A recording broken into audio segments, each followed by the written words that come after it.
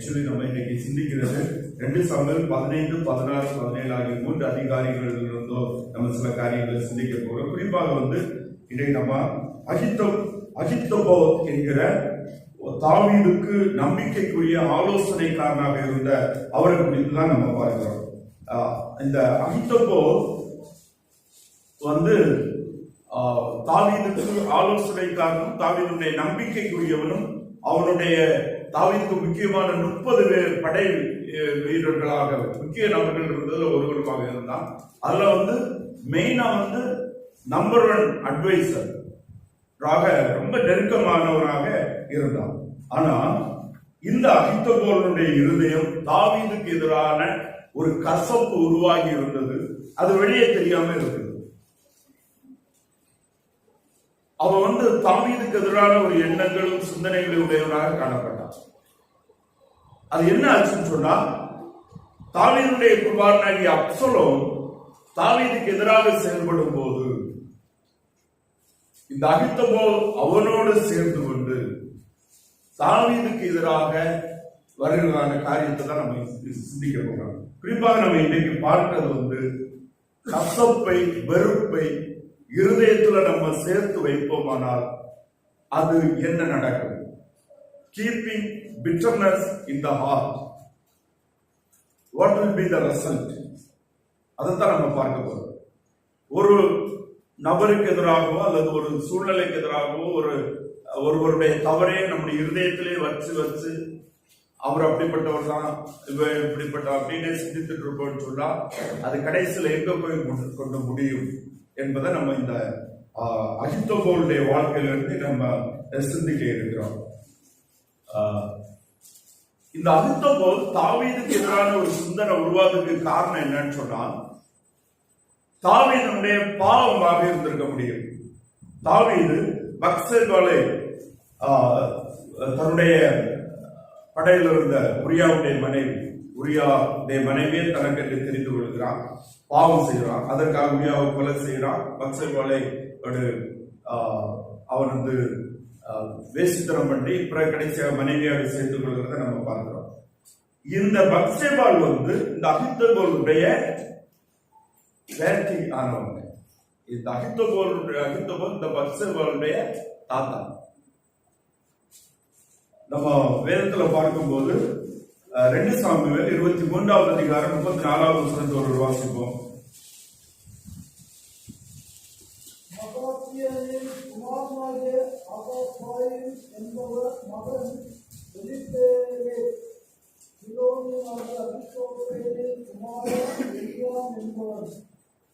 அடுத்து 11:3 வாசிப்போம்.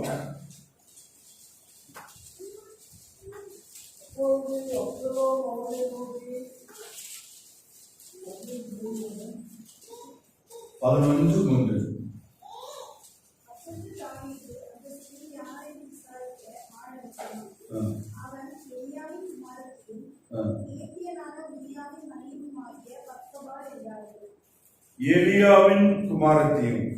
இந்த எலியா என்பவர் இந்த அகித்தோபோலுடைய மகன். அப்போ இந்த தாவீது மிக கொடிய தவறான பாவம் செய்து தன்னிடத்துல சேர்த்து கொண்ட அந்த பத்சேபாள் இந்த நிகழ்வு இந்த அகித்தோபோலுக்கு தாவீதின் மேல் இருந்த அந்த உண்மைத்தன்மையையும் அவனுக்கு இருந்த மரியாதையும் அவனுக்கு கெடுத்து விட்டது மாத்திரமல்லாமல், அவன் தொடர்ந்து தாவீதோடு இருந்தாலும் தாவீதுக்கு எதிரான ஒரு சிந்தனையுடையவனாக, தாவீதுக்கு குறித்த அவனுடைய தவறுகளை குறித்த ஒரு கசப்பான எண்ணம், பிட்டர்னஸ் அவனுடைய உள்ளத்துக்குள்ளால இருந்து கொண்டது என்று சொல்லப்பட்டிருக்கிறது பார்க்கிறோம். அப்போ இங்க நம்ம பார்க்கும்போது இப்போ அப்சலோம் தாவீதுக்கு எதிராக எழும்பி தாவீதுடைய அரசாட்சியை கீழே கொண்டு வந்துட்டு அவன் ராஜாவாக வேண்டும் என்று தாவீதுக்கு எதிராக செயல்படுகிறதான காரியத்தை நம்ம வாசிக்க கேட்ட பகுதியில் நம்ம பார்க்கிறோம். நம்ம பார்க்கும்போது அப்சலோம் தாவீதை அவனுடைய ஆளுகையிலிருந்து இறக்கி தான் அந்த இடத்துல ராஜாவதற்காக அவன் செய்யற காரியத்தை பாருங்க. 2-3 வசனங்கள் ஒரு வாசிப்போம். இதற்கு பின்பு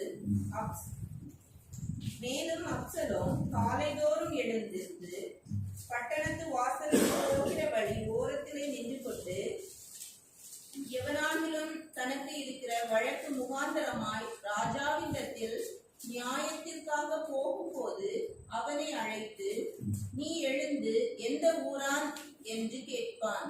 அவன், உமது அடியான் இஸ்ரவேல் கோத்திரங்களில் ஒன்றுக்கு அடுத்த இன்ன ஊரான் என்றால், அப்பொழுது அப்சலோம் அவனை நோக்கி, இதோ உன் காரியம் நேர்மையும் நியாயமுமாய் இருக்கிறது.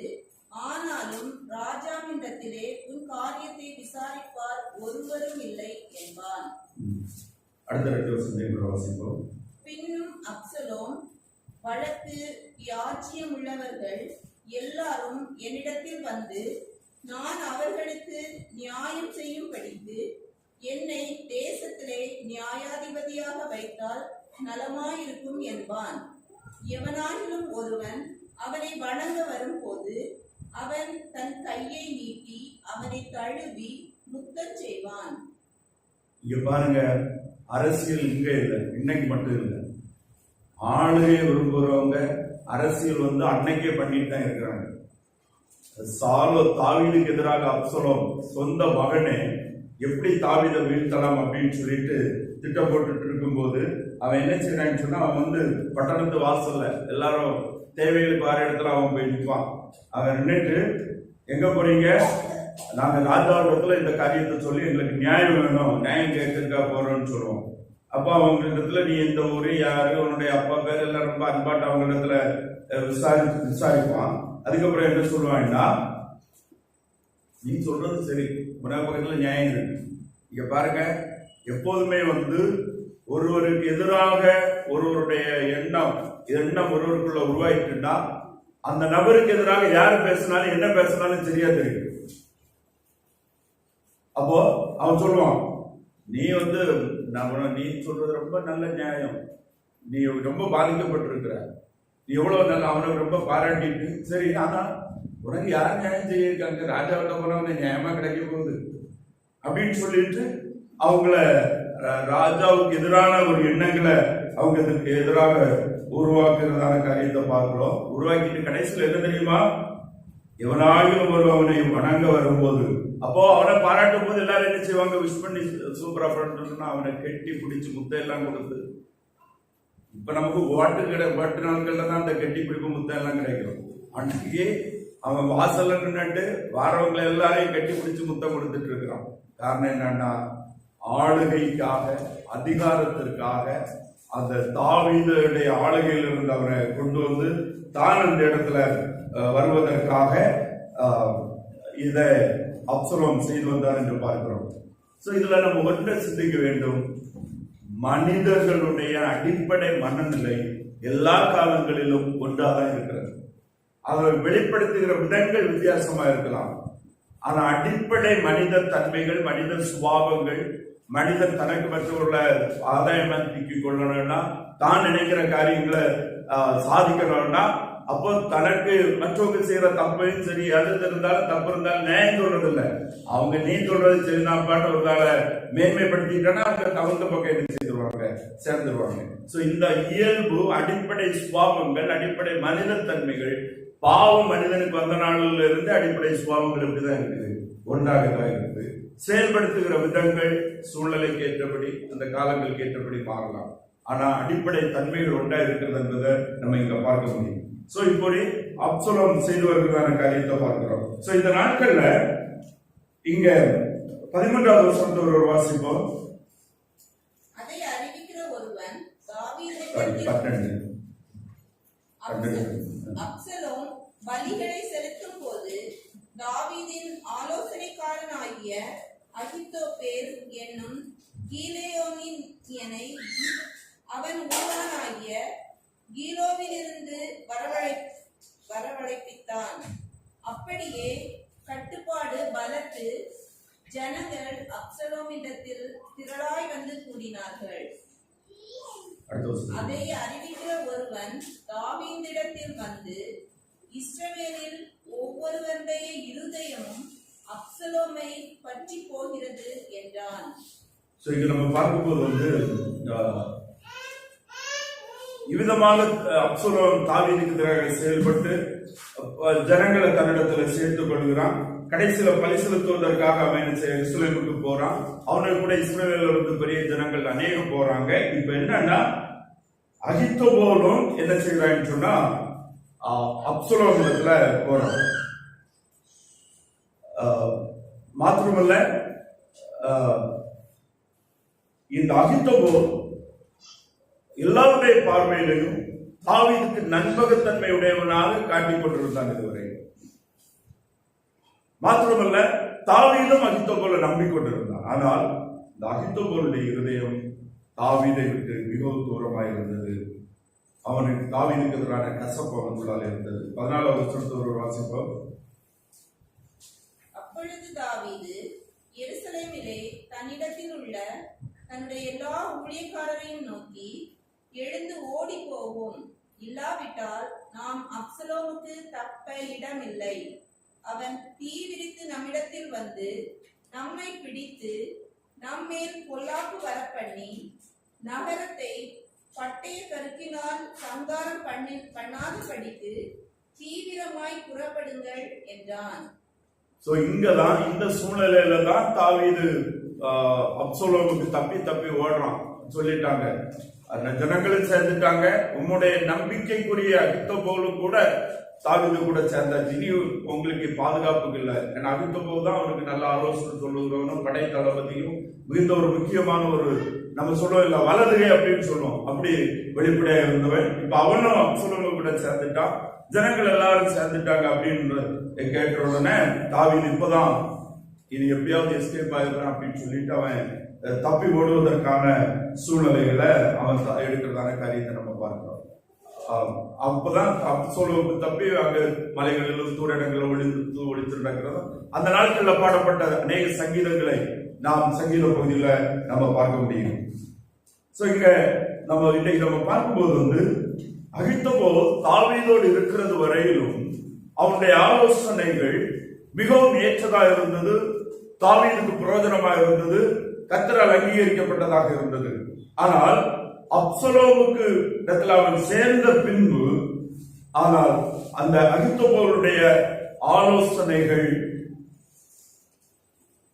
பிரயோஜனம் உள்ளதாக அது வெற்றி அது அப்சலோமுக்கு இந்த அகித்தோபோலுடைய ஆலோசனைகள் பிரயோஜனப்படவில்லை என்பதை நம்ம பார்க்க முடியும். 16வது அதிகாரம் 21 to 23 வரை உள்ள வசனங்களை ஒரு வாசிப்போம். அப்சலோமை நோக்கி, வீட்டை காக்க உடைய தகப்பன் பின்வைத்த அவருடைய மறுமனையாட்டிகளுக்கு பிரவேசியும். அப்போது உடைய தகப்பனுக்கு நாசமாய் போனீர் என்பதை இஸ்ரவேலர் எல்லாரும் கேள்விப்பட்டு உம்மோடு எல்லாருடைய கைகளும் பலப்பும் என்றான். அப்படியே அப்சலோமுக்கு உப்பரிக்கையின் மேல் ஒரு கூடாரத்தை போட்டார்கள். அங்கே அப்சலோம் சகல இஸ்ரவேலரின் கண்களுக்கு முன்பாக தன் தகப்பனுடைய மறுமனையை மனையாட்களுக்கு பிரவேசித்தார். அந்நாட்களில் அகித்தோபேல் சொல்லும் ஆலோசனை தேவனுடைய வாக்கை போல இருந்தது. அப்படி அகித்தோபேலின் ஆலோசனை எல்லாம் தாவீதுக்கு இருந்தது, அப்சலோமுக்கும் அப்படியே இருந்தது.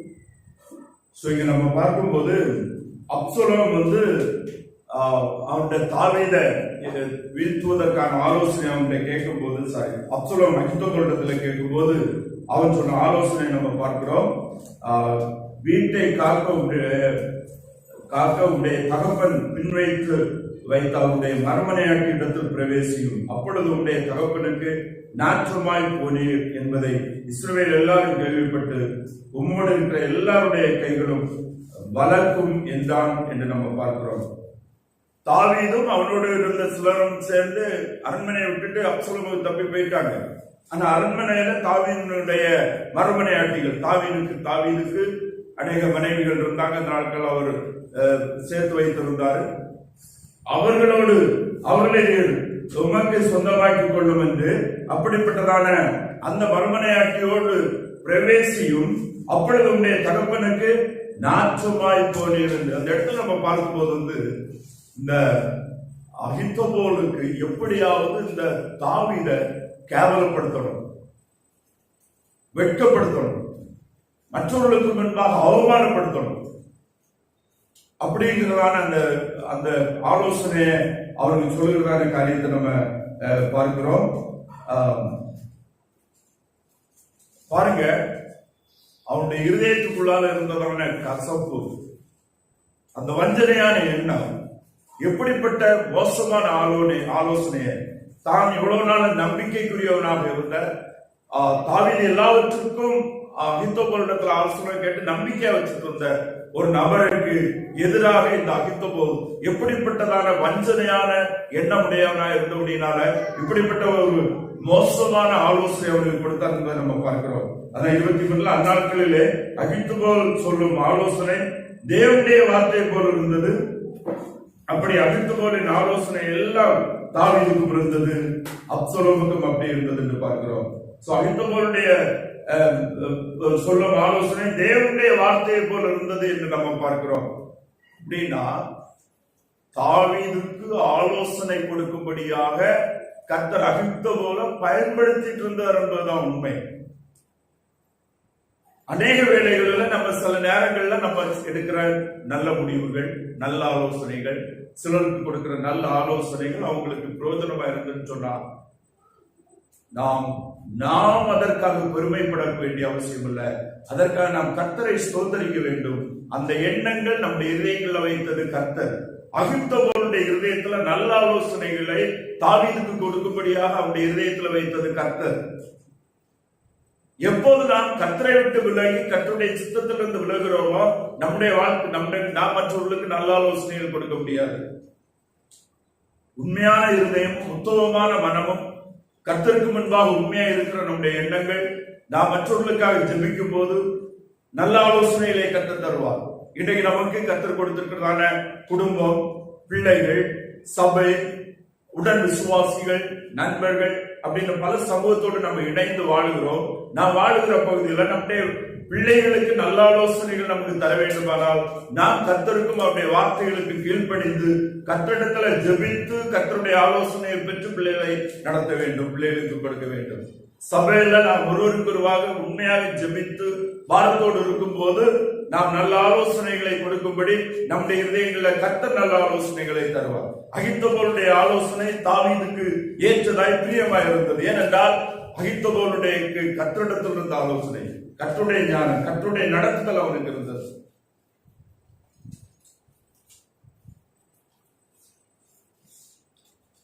ஆனா எப்போது கர்த்தருக்கு பிரியமில்லாத கர்த்தரை விட்டு விலகுறோமோ அப்போது நம்முடைய ஆலோசனைகள் பிரயோஜனமற்றதாக போய்விடும்.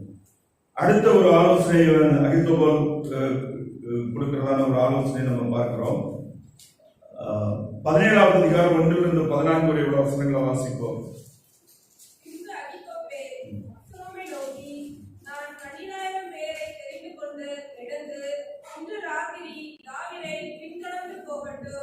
அவன் விடாய்த்தவனும் கை திறந்தவனுமாய் இருக்கையில் நான் அவனிடத்தில் போய் அவனை விடுவிட பண்ணுவேன்.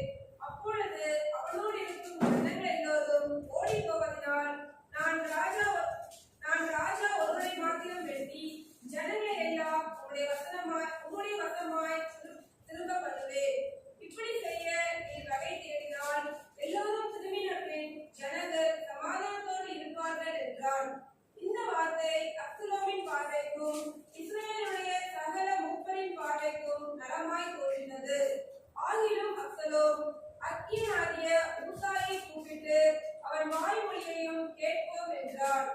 ஊசாய் அப்சலோமிடத்தில் வந்தபோது அப்சலோம் அவனை பார்த்து, இந்த பிரகாரமாக அகித்தோப்பேல் சொன்னான், அவன் வாக்கின்படி செய்வோமா அல்லவென்றால் நீ சொல் என்றார். அப்பொழுது ஊசாய் அப்சலோமை நோக்கி, அகித்தோப்பேல் இந்த விசை சொன்ன ஆலோசனை நல்லதல்ல என்றார். மேலும் ஊசாய், உம்முடைய தகப்பனும் அவன் மனுஷரும் பலசாலிகள் என்றும் வெளியிலே குட்டிகளை பறிகொடுத்த கரடியை போல மனம் எறிகிறவர்கள் என்றும் நீர் அறிவீர். உம்முடைய தகப்பன் யுத்த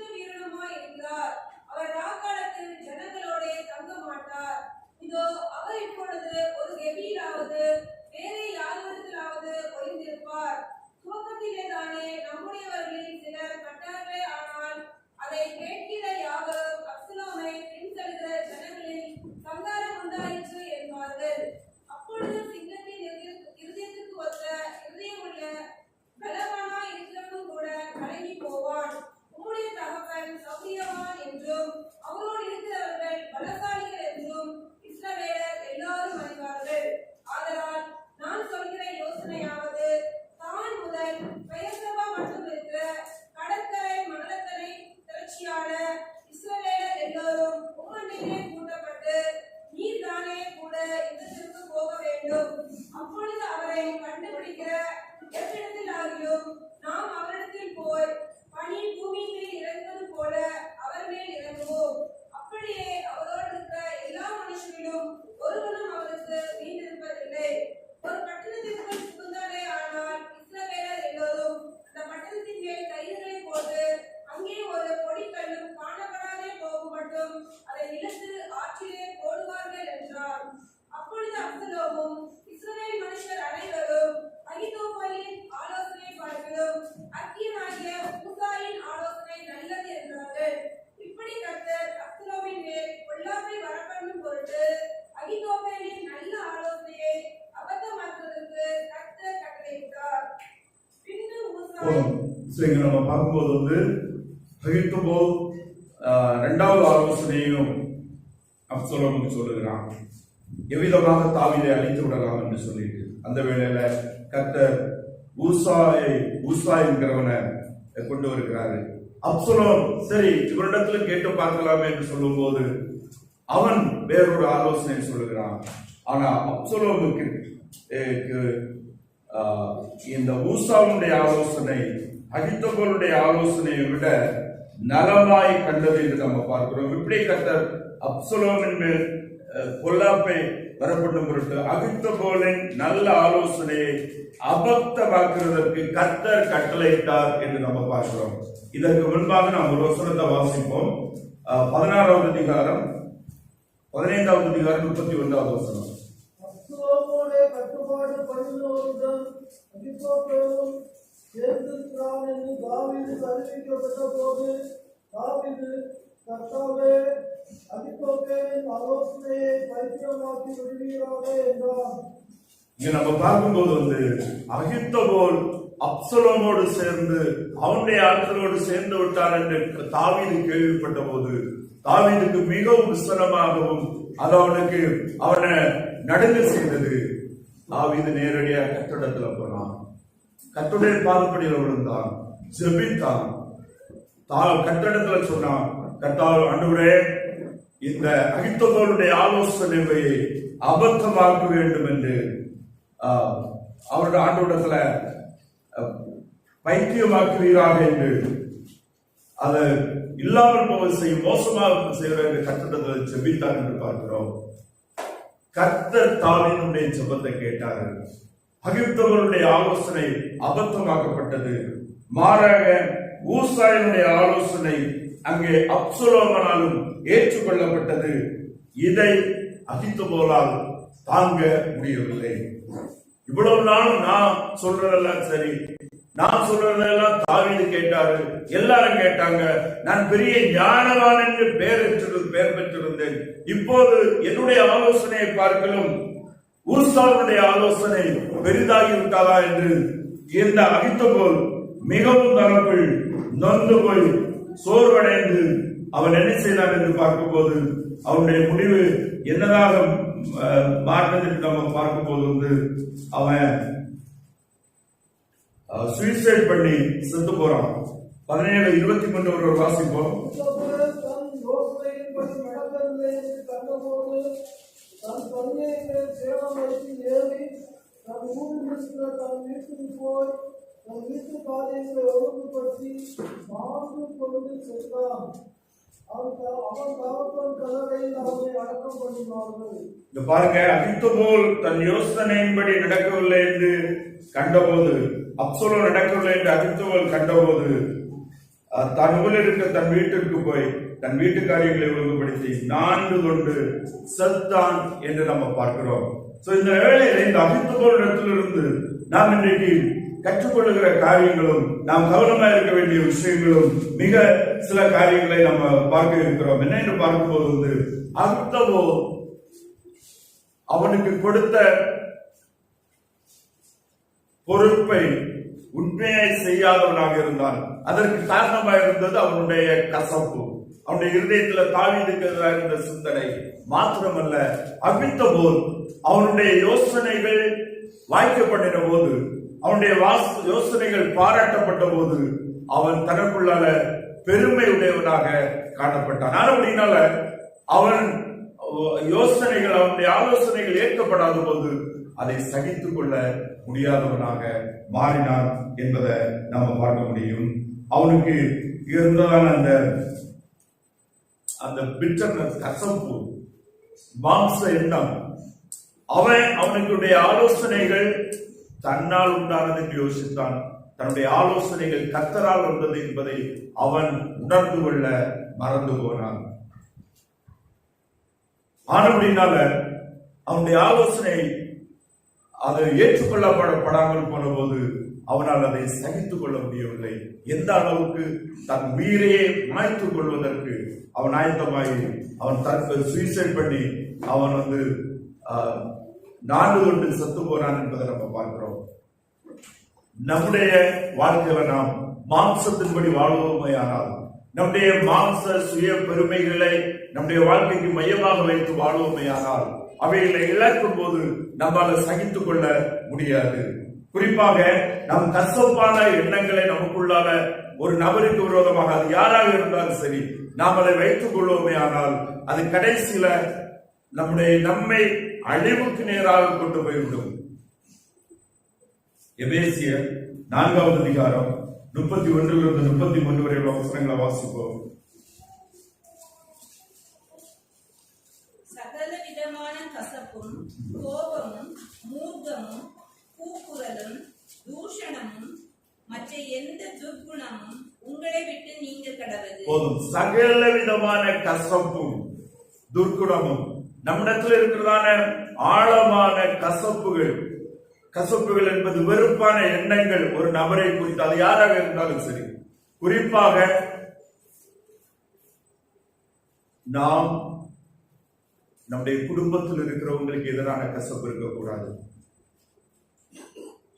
புருஷன் மனைவிக்கு எதிரான எந்த கசப்பான எந்த தவறுகள் இருந்தாலும், எந்த தீமையை செய்திருந்தாலும் அவைகளை நம்முடைய இருதயத்தில மனதிலேயே அதை கட்டி காத்துட்டு இருக்க கூடாது. அதே போல குடும்பத்துல மனைவி புருஷனுக்கு எதிரான எந்த கசப்பையும் இருதயத்துல அப்படியே பதிச்சு, அப்படி செய்தாங்க இதெல்லாம் வைத்துட்டு இருக்கவே கூடாது. அது ஆவிக்குரியதல்ல, அது கிறிஸ்தவர்களுக்குரியதல்ல, அது மாம்சத்துக்குரியது, அது பிசாசினால வைக்கப்பட்டிருக்கிற எண்ணங்கள். அது அப்படிப்பட்ட அந்த வஞ்சனையாட்டு தவறுகளை அல்லது நமக்கு அவங்க உண்மையாகவே தப்பு பண்ணி வேணே தீமை செய்திருந்தாலும் அவைகளை மன்னிக்கவும், அவைகளை நம்முடைய இருதயத்தில் வைத்து விடாமல் ஆண்டவருக்குள்ள ஒப்பு கொடுத்து நம்ம விட்டு விடலைன்னா அது நம்முடைய குடும்பத்துல உறவுகள்ல மிகப்பெரிய பாதிப்புகளை உண்டு பண்ணும். குடும்பம், பிள்ளைகளுடைய வாழ்க்கையில் அப்படிதான். அதுபோல ஆவிக்குரிய உறவுகள்ல, சபையில ஒருவருக்கு ஒருவர் என்னென்ன காரியங்கள் எதுகள் இருந்தாலும் அவைகளை நாம் இருதயத்தில் வைத்து அவைகளின்படியே நம்ம செயல்பட்டு கொண்டிருப்பது நிச்சயமாக அது நம்மை தான் கடைசியில பாதிக்கும். நமக்கு அது பெரிய தீமையை இழைக்கும். நாம் கிறிஸ்துவுக்குள் தேவன் நமக்கு மன்னித்தது போல ஒருவருக்கொருவர் நாம் மன்னிக்கிறவர்களாகவும், தீமைகளை, பொல்லாப்பான எண்ணங்களை, சிந்தனைகளை நம்மை விட்டு எடுத்து விடுகிறவர்களாக இருக்க வேண்டும். இல்லைன்னு சொன்னா கடைசியில நாம் கர்த்தரால் கைவிடப்படும் போது நம்முடைய நிலைமைகள் அகிழ்த்து போல மாறும் என்பதில் எந்த விதமான சந்தேகம் இல்லை. அது நம்மை அழிக்கும். கொலோசியர் 3வது அதிகாரம் 13வது வசனத்தோடு வாசிப்போம். ஒருவரையொருவர் தாங்கி ஒருவர் பேரை ஒருவருக்கு குறைபாடு உண்டானால் கிறிஸ்து உங்களுக்கு மன்னித்தது போல ஒருவருக்கொருவர் மன்னியுங்கள். இது சபைக்குள்ளான விசுவாசிகள் ஒருவருக்கொருவர் நம்ம மன்னிப்பதை குறித்து வேதம் நமக்கு கேட்டுத் தருகிறது. உண்மையான தவறுகளாக இருக்கலாம், உண்மையான தீமையான காரியங்களாக இருக்கலாம். அவைகளை நாம் இருதயத்திலே பதித்து வைப்பது, நாம் மன்னிக்க முடியாமல் இருப்பது, அது நமக்கு தான் பெரிய தீமைகளை கொண்டு வரும். அது தேவனுடைய சித்தம். நாம் ஒருவருக்கொருவர் மன்னிக்க வேண்டும் என்பதாக இருக்கிறது. மத்தேயு எழுதின சுவிசேஷம் 18வது அதிகாரம் 15வது வசனத்தோடு வாசிப்போம்.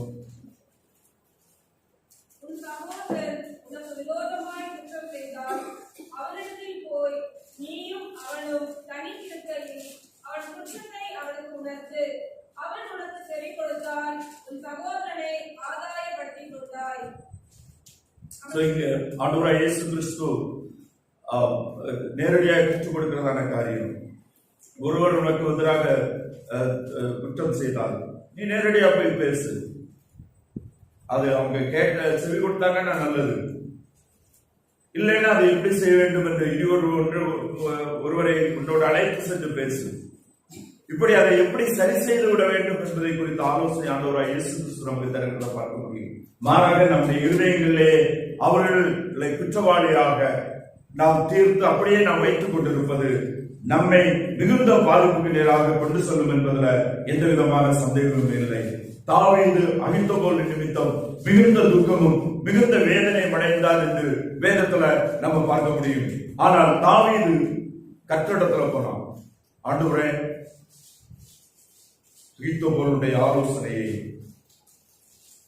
அழியாதபடி அபத்தமாக்கும் என்று ஜெபித்தான். கர்த்தர் அகித்தோபோலுடைய ஆலோசனையை தாறுமாறாக்கினார். அகித்தோபோலுடைய பார்வையில தாவீது வந்து குற்றவாளி, பெரிய பாவம் செய்தவர். ஆனா தேவனுடைய பார்வையில அவன் ஆண்டவரால் மன்னிப்பை பெற்ற தேவனுடைய பிள்ளை. ஆண்டவர் தாவீதை தண்டித்தார்கள். ஆனால் அவன் மனம் திரும்பி அறிக்கை செய்து விட்ட போது கர்த்தருக்கு அவனுக்கு இருந்த உறவு சரி செய்யப்பட்டது. மீண்டும் அவனுடைய சுபங்கள் கேட்கப்பட்டது.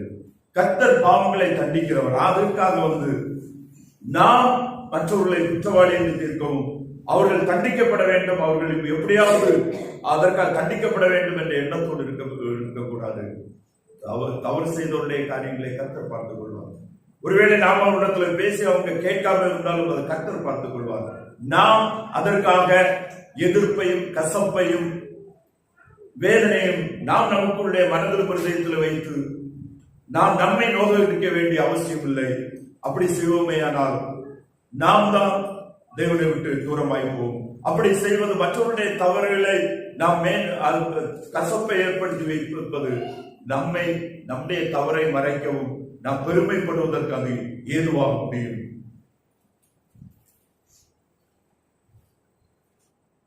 தாவீது அகித்தோபோல் நிமித்தம் மிகுந்த துக்கம் அடைந்தார். சங்கீதம் 41 அதிகாரம் 9வது வசனத்துல தாவீது சொல்லுகிற காரியம் அகித்தோபோலுடைய மனவேதனையினாலதான் அவர் இதை சொன்னார் என்று அநேகர் நம்புகிறாங்க. ஒரு வாசிப்போம். சங்கீதம் 41 அதிகாரம் 9வது வசனம். நான் நம்பினவனும் என் அப்பம் புசித்தவனுமாகிய மனுஷனும் என்பேன் தன் குதிகாலை தூக்கினான். பாருங்க, என் பிராண சிநேகிதனை நான் நம்பினவனும்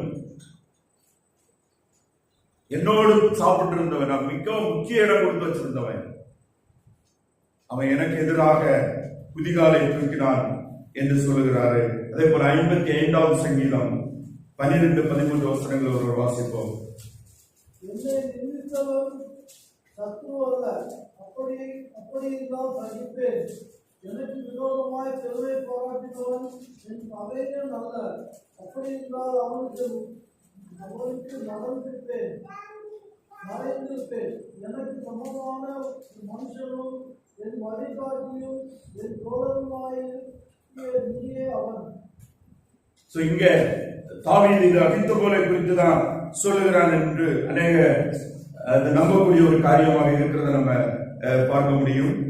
இங்க நம்ம பார்க்கும்போது கூட எனக்கு விரோதமாய் பெருமை பாராட்டினவன் என் பகைஞன் அல்ல, அப்படி இருந்தால் அவனுக்கு மறைந்திருப்பேன்.